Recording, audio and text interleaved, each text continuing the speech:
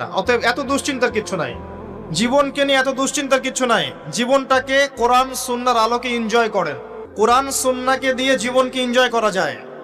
কোরআন এবং সুন্নাহর আনুগত্যের মধ্য দিয়ে আপনি জীবনকে উপভোগ করেন, টেনশন করার দরকার নেই। মনে রাখবেন, আল্লাহ যদি আপনার সাথে থাকেন এবং আল্লাহ যদি আপনাকে কবুল করেন, পৃথিবীর কোনো শক্তি নাই আপনাকে টলাবে।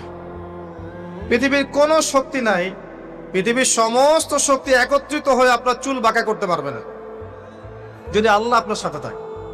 আর যদি আল্লাহ আপনার সাথে না থাকে, আইওয়াস শোডাউন দিয়ে কোনো লাভ হবে না, কেউ আপনাকে বাঁচাতে পারবে।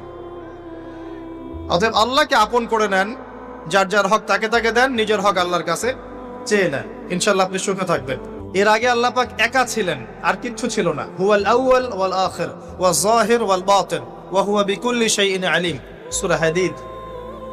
আল্লাহ পাক একা ছিলেন,